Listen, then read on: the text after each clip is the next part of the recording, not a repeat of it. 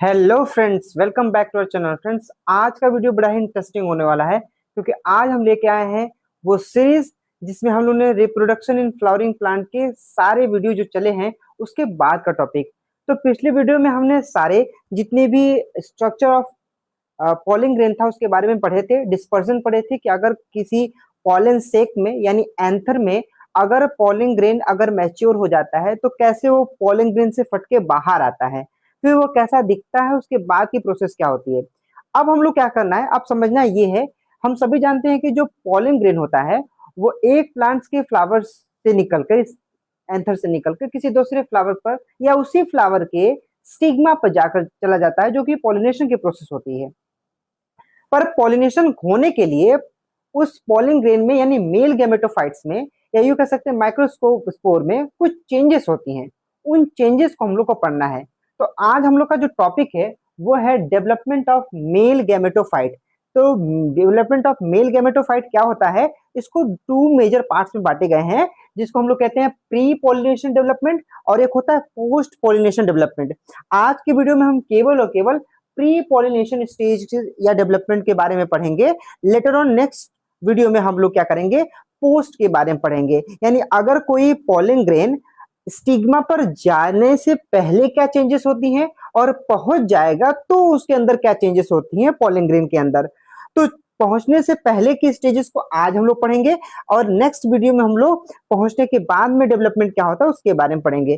चलिए ये समझते हैं इसको क्या होता है। सबसे पहले प्री पॉलिनेशन डेवलपमेंट जो होती है वो माइक्रोस्पोर के जर्मिनेशन से डेवलपमेंट की बात होती है। मतलब मानिए कि अगर कोई पॉलिन ग्रेन अगर फुली फॉर्म बन गया है तो उसको जर्मिनेट करना पड़ता है। अब ये जरूरी नहीं है कि कोई स्टिग्मा है और स्टिग्मा पर जाकर ही क्या करेगा, पॉलिन ग्रेन जर्मिनेट करेगा। वो शुरुआत में जब वो पॉलिन सेक के अंदर यानी माइक्रोस्पोरेंजियम के अंदर ही क्या करने लगता है, जर्मिनेट करने लगता है।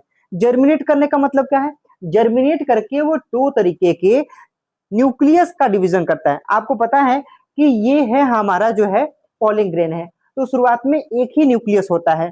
तो पॉलिन ग्रेन जो है एंथर के अंदर क्या करता है, अंदर में माइटोटिक डिवीजन करके, क्योंकि इसके पास खुद का क्या है, जो क्रोमोसोम है उसमें चेंजेस नहीं लाना है, तो वो शुरुआती समय में क्या करता है, माइटोटिकली डिवीजन करता है और डिवीजन करके टू डॉटर न्यूक्लियाई का फॉर्मेशन करता है। टू डॉटर न्यूक्लियाई जो होती हैं सेम साइज की नहीं होती हैं, दोनों क्या होती हैं, अनइक्वल होती हैं। तो सबसे पहले हमने क्या समझा कि एंथर के अंदर जो पॉलिन ग्रेन मैच्योर हो चुका है वो जर्मिनेट करना शुरू कर देता है। जर्मिनेट करके दो डॉटर न्यूक्लियाई में चेंज हो जाता है। जो पहली डॉटर न्यूक्लियाई होती है उसे बोलते हैं जनरेटिव न्यूक्लियाई और जो दूसरी होते हैं उसे बोलते हैं वेजिटेटिव न्यूक्लियाई, जिसे हम दूसरे नाम से ट्यूब न्यूक्लियाई के नाम से भी जानते हैं। अब एक छोटी होती है एक बड़ी होती है, इसीलिए हम इसे क्या बोलते हैं, टू अनइक्वल डॉटर न्यूक्लियाई के रूप में जानते हैं। अच्छा, अब समझना ये है कि जो छोटी होती है वो है जनरेटिव और जो बड़ी होती है उसे बोलते हैं वेजिटेटिव या जिसे ट्यूब न्यूक्लियस बोलते हैं। जनरेटिव न्यूक्लियाई जो होती है वो इलिप्सॉइडल, लेंटिक्यूलर और हॉर्स शू शेप का दिखता है। मतलब इनका शेप इनमें से कुछ भी हो सकता है, इलिप्सॉइडल हो सकता है, हॉर्स शू दिख सकता है या फिर लेंटिकुलर दिख सकता है। लेकिन वही जब हम वेजिटेटिव न्यूक्लियाई की बात करते हैं तो उसका शेप अपने आप में अलग होता है। वो कहीं ना कहीं जो है वैक्यूलेटेड साइटोप्लाज्म के पास या उसके अंदर पाया जाता है और साथ ही साथ वो पैक्ड होता है सेल ऑर्गेनेल से, स्टार्च ग्रेन से, लिपिड और प्रोटीन से क्या होता है, वो पैक्ड होता है। जब हम देखें कि अब ये पूरा क्या है, पॉलिन ग्रेन का स्ट्रक्चर है, बाहर के जो शार्प और कटीले और स्टिंग स्टिंग जैसे स्ट्रक्चर्स हैं तो उसे हम बोलते हैं एक्साइन। जो उसके इनर पोर्शन होते हैं उसे बोलते हैं इंटाइन। जो बीच में है न्यूक्लियस और आसपास में क्या पाए जाएंगे, साइटोप्लाज्म। इसमें वैक्यूलेटेड होता है तो ये वैक्यूल्स भी पाया जाता है, आप बना सकते हैं। यहाँ पर होता है जर्मपोर, जर्मपोर से ही क्या होती है, ट्यूब न्यूक्लियाई बनती है। तो पहले तो अभी दिख रहा है एक ही न्यूक्लियाई है, लेकिन बाद में माइटोटिक डिवीजन के जरिए दो न्यूक्लियाई बन गई। ये जो छोटी सी न्यूक्लियाई बनी उसे बोलते हैं जनरेटिव न्यूक्लियाई, जो बड़ी न्यूक्लियस बनी उसे ट्यूब न्यूक्लियाइस कहते हैं। अब जो छोटी न्यूक्लियस है उसका होता है कि फर्टिलाइजेशन में पार्टिसिपेट करता है।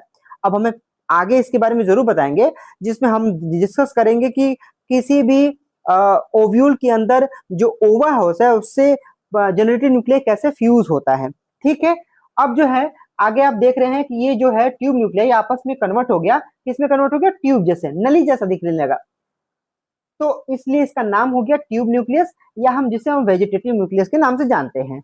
तो इस लेक्चर्स में हमने क्या किया फ्रेंड्स, हम लोगों ने समझा कि अगर पॉलन ग्रेन एंथर के अंदर मैच्योर हो गया है तो उसे फीमेल पार्ट स्टिग्मा पर जाकर पॉलिनेशन के स्टेजेस को कंप्लीट करके फर्टिलाइजेशन स्टेज में एंटर करना है। बट अभी हम लोग पूरे चैप्टर में क्या पढ़ रहे हैं, प्री फर्टिलाइजेशन स्टेज पढ़ रहे हैं।